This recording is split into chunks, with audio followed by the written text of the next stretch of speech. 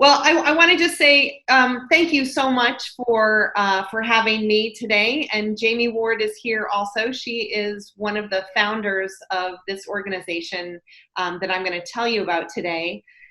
So I have been a teacher for 25 years. I have for a long time been very interested in disruptive education and ways in which people learn outside of classrooms and in real world settings.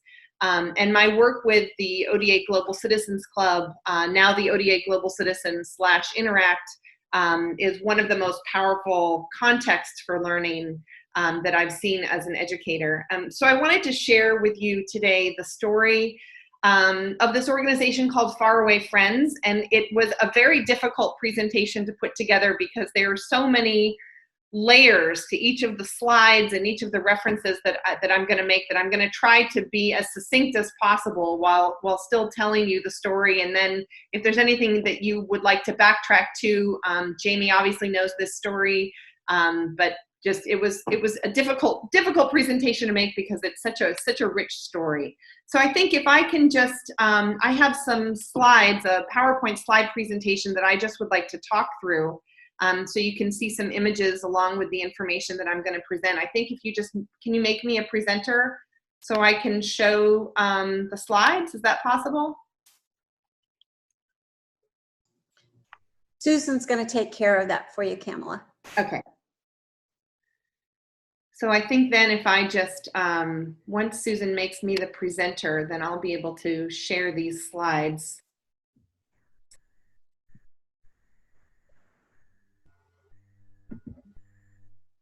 And I don't know what's the signal I'll get. Sorry, guys. I'm on a phone call I had to take. What are we trying to do? Are we trying to get your presentation up? Yep, Susan, can you make me the presenter and I'll just present from my desktop? Yes. Sorry about that. That's okay. And then let me know when you see the slide because I can just see the presentation right now. Okay, so you're the host now. And if you want to just share your screen, you should be able to see the presentation. Okay, let's see.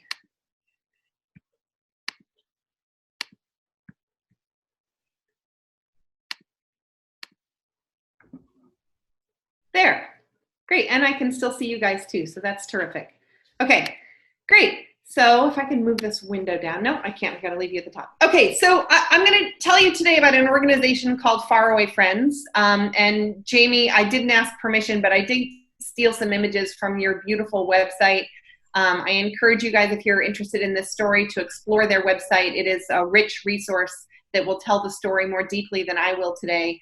So this is an organization run by a group of young people in their 20s. I think maybe one of them is in her early 30s. They are mostly around the age of 25. And this is a little bit of backstory before I get into sharing the work that Faraway Friends does. Oh, let's see how do I advance the slide there? Okay. Okay, so some of you may be familiar with an organization called Invisible Children. They were a group of young filmmakers. They were graduates of a film program at UCLA. They graduated from their film studies class and decided what they wanted to do more than anything was to make an amazing documentary about something important. Around this time was the Sudanese genocide, so they decided they would travel to Sudan. They ordered a bunch of film equipment on eBay, and they flew to Kenya. They got a fixer, picked them up in Kenya to drive them to the Sudanese border. And as they drove to the Sudanese border, they traveled through northern Uganda and quickly learned the story of what were called night commuters. And the night commuters were children from neighboring villages who were fleeing a warlord who was kidnapping children and destroying villages, turning boys into soldiers and girls into sex slaves. And this group of young people from California really quickly decided that this was the story that they needed to tell. So they used their footage. They created an amazing film called Rough Cut. And then they set about the work of telling the story of these children in northern Uganda. And what they wanted was they wanted to activate young American global activists to tell the story, to do something to save these kids on the other side of the world. So to do that, they, among other things, they mobilized a fleet of vans and what they called roadies. And roadies were enthusiastic young global activists from colleges around the US, along with young people who they met in Uganda, who they provided scholarship money for. They brought these Ugandan scholarship recipients and teamed them with young American college students.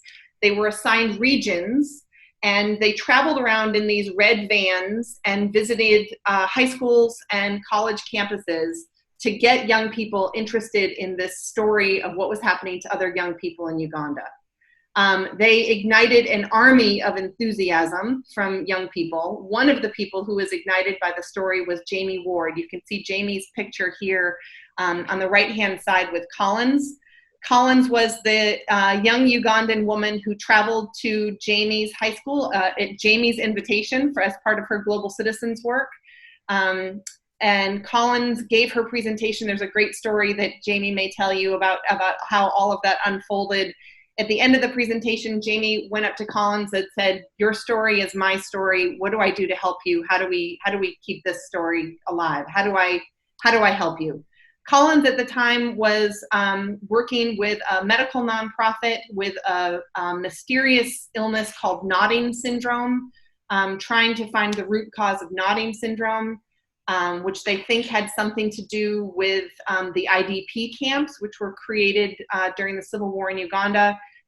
These two teamed up. Collins said to Jamie, "What I want to do more than anything else is I want to build a school in my village, which has been ravaged by the Civil War. Can you help me build a school?" So Jamie and Collins, this is a little, so put a little bookmark in that part of the story.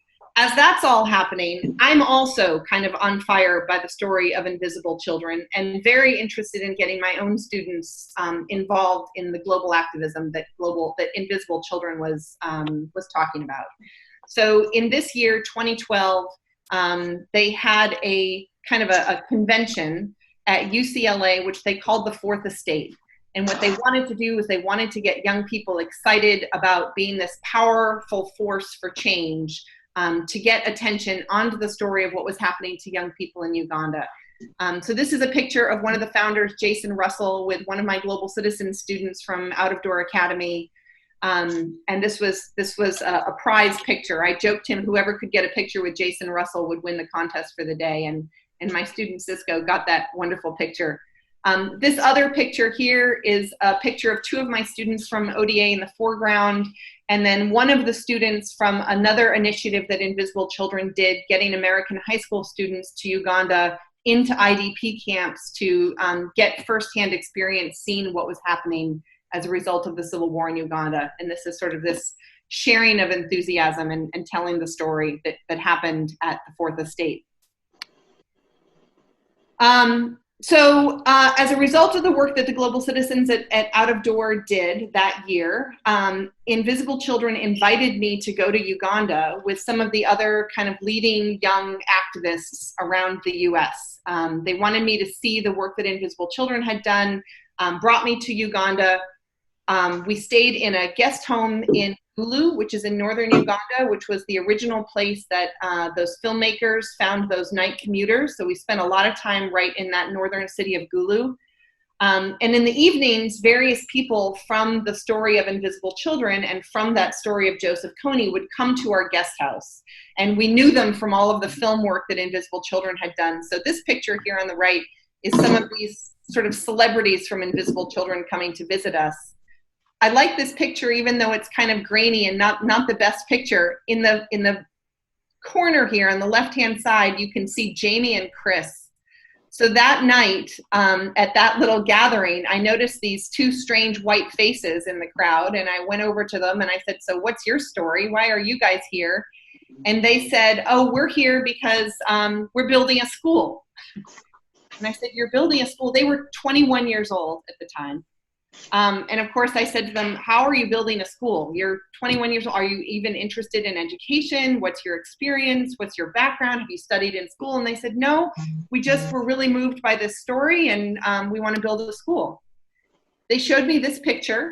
They said, we've just come from this village in Amolatar in this northern district. This is what we've done so far with in partnership with the local village. And I said, well, okay, so what's next? And they said, well, we need a roof. And I said, well, okay, how are you going to get a roof? And they said, well, we're not really sure, but we think that, you know, we'll find a way to get a roof. And that's what we need next. And we're going to create this school. We're going to call it Global Leaders Primary School. And it's going to be this wonderful place where these young people in this tiny village can become global leaders and can do the things that we've been taught that we can do as American students. I thought they were crazy, but I loved them. I loved everything about how 100% they believed they were going to make it happen. So when I got back to the US, I told my friend Ingrid Green of the Green Foundation, as I told her about my trip to Uganda, I said, and I've got to tell you about these crazy 21-year-olds that I met when I was over there. I told her the story, and she said, well, what is it that they need most? And I said, well, they need a roof. They don't even have a roof. And she said, well, I'm going to buy them a roof. So Ingrid bought them a roof. And they got students enrolled pretty quickly into the school. Jamie can tell you some of their early successes with the curriculum that they put into place and the teachers that they hired. But with the help of some local Sarasota philanthropy, they began to get some infrastructure. The picture on the left is a picture from last summer. Jamie, and this is actually an image from a short video, but Jamie is introducing Ingrid to the parents who have all gathered to kind of welcome us as we arrived last summer. I also had a great friend. This is a little video, but I think the noise might be distracting. I had a friend, Ken Summers, who ran an organization called Games for Good. Games for Good provides funding to organizations that are using sport for development around the world. And I said, Ken, I got to tell you about these crazy 21-year-olds that I met when I was in Uganda. I told him the story of Faraway Friends, and he said, well, what do you think they need most now? How can I help? What about a soccer field? Do you think they want a soccer field? I said, oh my God, of course they want a soccer field. And he said, well, let's build them a soccer field. So Ken built them a full-size soccer field and this nice little pavilion, which, you know, if you've traveled, soccer is a great community builder and gatherer. So that soccer field not only now serves the school, but also serves the community that has a full-size soccer pitch. So that's a pretty cool Sarasota connection as well. So this is a picture from last summer. This is the full enrollment of the school, which is now fully operational. They serve baby class, which is like our PK, all the way up through grade 7. This is a picture from last summer. You can see a few of our faces in there. And actually not as interesting are the older faces. The younger faces are the ones that I think are particularly interesting. As I said, these are young people in their 20s who have built a school. They've connected with the community. They're working with local government leaders in a number of ways that I'll tell you here shortly. This picture here at the bottom in the middle is a picture of Colin's mother, Jazz. Jazz was a widow with 4 young daughters and a son who was quickly losing her acreage that had been left to her by her husband, by relatives who were saying that certainly girls couldn't take care of the land. Collins went out and showed them that she certainly could take care of the land. They were able to protect the land. This is the land that the school was built on. This picture on the left is a local guy named Richard. Richard is a programs director there, helps run the school there on site. And then this beautiful smiling face here on the right is Tom Richard. Tom Richard was a local kid who always wanted to be a teacher, didn't know where he would end up or what his role would be. And when Global Leaders Primary came up out of the ground, he approached the team and said, I want to be your head teacher. I want to be your guy. So he's giving back to his community. He's a fabulous, fabulous teacher. This is a picture of him holding up a bunch of root nodules and teaching the kids about how you propagate crops. So that's a picture I took last summer. So the group is not just interested in building a school, but they're interested in the UN 17 Sustainable Development Goals, and they've identified 7 that they're aligning their work with. So when I said to the group, when I first met them, I said, well, so what's your ultimate mission? And their answer was, we want to eradicate poverty in this village so that there's just no poverty anymore in this tiny little place. So the school is just one facet of that. Obviously, access to water, and I know you guys as Rotarians are keenly aware of the need for clean water. So another thing that the group did is they built a well. So the well supplies the school with clean water. The well also is a water point of access for the village. So villagers, pay a monthly access fee that helps to support the school. And here's yet another water source that supplies the whole area here. So here are some village kids filling up jerry cans, and here are some of the girls before morning showers last summer. So we fully lived the jerry can life while we were there. So one of the goals of the group is working to support local businesses. So while we were there last summer, one of the things we did is the group went around and they visited with local business people to identify what their greatest needs were. And you can see Jamie there assiduously taking notes, which she did everywhere we went. So one of the really cool things about this young organization is their ability to pivot to meet the needs of the local community. So they're not at all a group coming in and saying, oh, it looks like you all need internet. They're not even at that point. They're really just working to provide, at this point, a discussion about kind of basic management of small businesses here. What I also loved about the group is they took time while we were over to visit some of their big parent supporters, and they awarded them Outstanding Parent Awards, which I thought was really cool. So that's this little certificate that this woman is holding up there. So lots of attention to the local needs. So this is sort of an amazing story. So in 2018, the group was there, and and Jamie maybe at the end can clarify this, but for some reason, I guess probably because they were just working in the region and trying to elevate the whole region, they went at one point to the local medical clinic. And they went into this tiny clinic, no running water, and realized not only was there no running water in the single medical clinic in the village, but there were also no mattresses. So there were people coming and giving birth there on the dirt floor. So the group had some money that summer, and they decided that they would buy 5 mattresses and donate 5 mattresses to this little medical clinic. When we went back last summer, you can see we have a roof piled high on top of that van. That was one of several van loads that we delivered not only to that initial clinic, but also to a couple of other regional clinics there. I guess one of the things that I thought was most interesting about being there was not only the work that the group was doing in addressing some of the needs, but how much the group was responsive and receptive to the kind of natural talent that already existed there. So this picture on the right are 2 of the women who traveled in our group. They are nurses who were there providing some CPR and first aid training to a group of head teachers who'd never had the training. You can't see in that picture that the back wall is lined with nurses who had never had CPR training, who were there sort of lingering in the background to receive this training. And there was this really awesome moment. I think that the Faraway Friends group maybe didn't think it was awesome, but I as a teacher thought it was awesome. There was a moment when I was sort of observing these 2 nurses, and it was clear that they were sort of losing their audience a little bit, that the audience really wasn't responding to their way of teaching.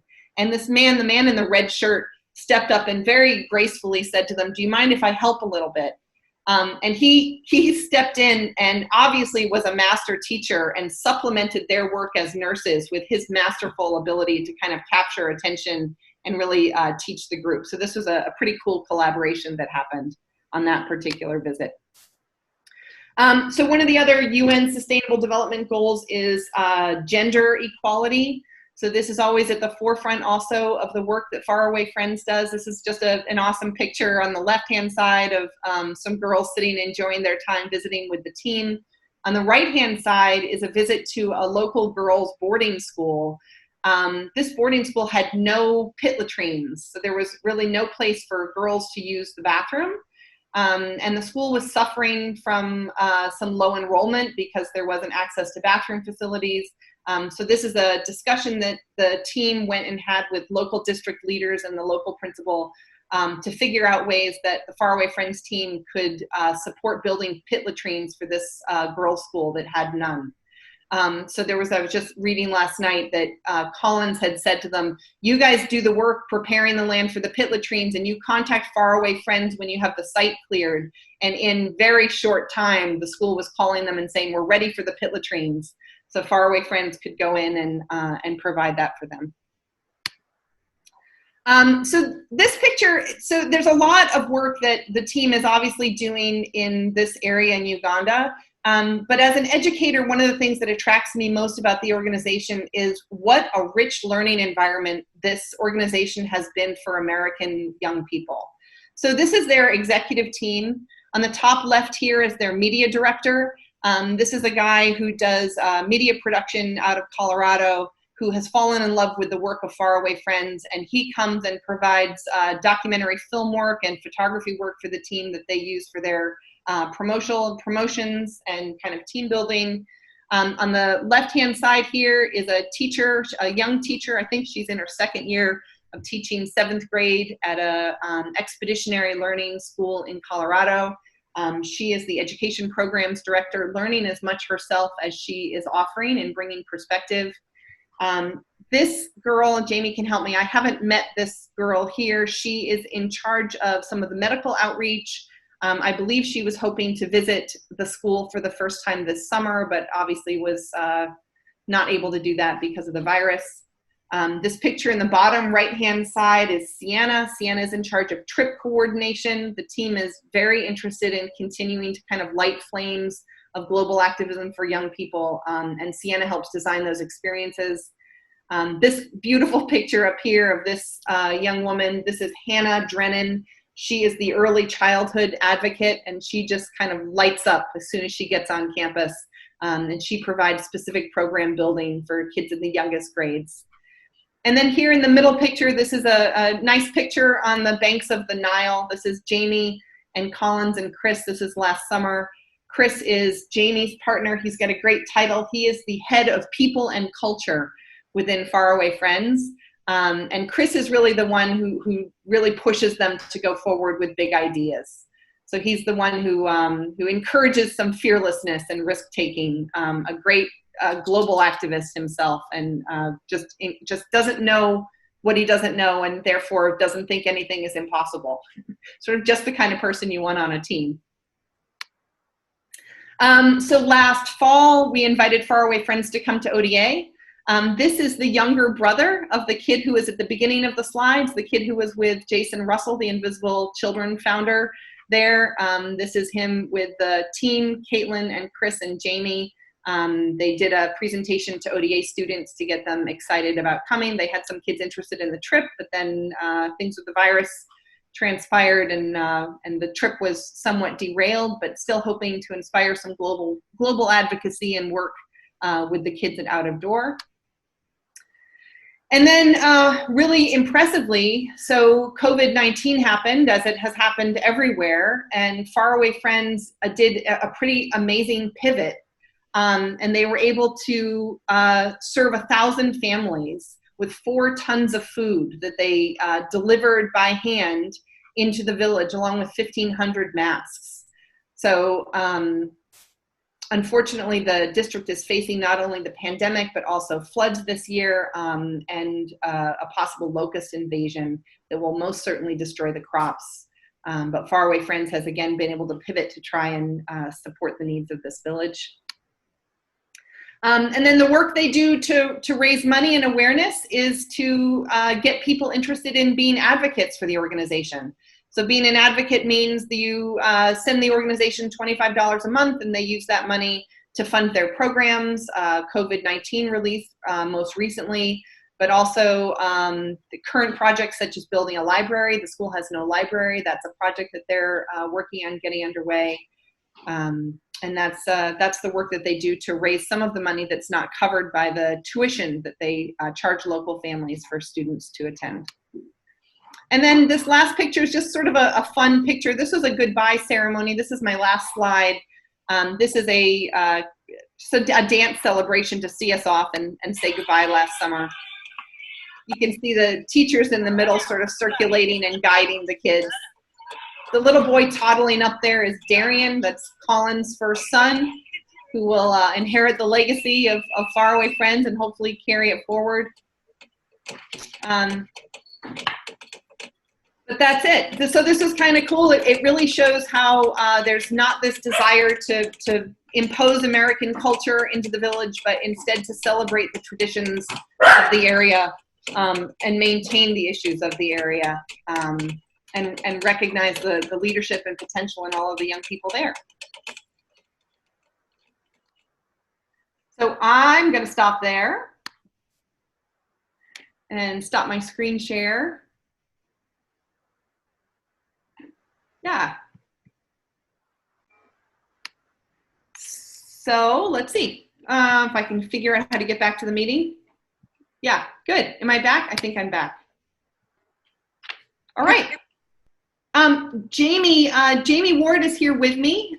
She can answer about 1,000 more questions than I can, but I open to questions for me or for Jamie. Jamie hasn't had a chance to introduce herself. So maybe Jamie, could you take a second and introduce yourself to the group? Yeah, of course. Can everybody hear me? Am I on? Awesome. Hi guys, thank you so much for having me today. This is so exciting. I was telling Camela, I've been for many, many years trying to get in contact with my local Rotary clubs, but I haven't been successful in connecting with them. So this opportunity is absolutely massive. I am totally jazzed about it. My name is Jamie Ward. I'm the co-founder and executive director of Faraway Friends. We're on a mission to equip kids in rural villages with the tools to transform their own communities and end cycles of generational poverty. We're really passionate about our work around educating American students about the practice of do no harm development and teaching young people how to engage in global service in a meaningful and sustainable way. So I would love to answer any questions anybody might have about our work or something that you'd like to learn more about. I absolutely love talking about this work. It is my life's work and ultimate passion. So yeah, I'd love to open up to any questions people might have for myself or Camela.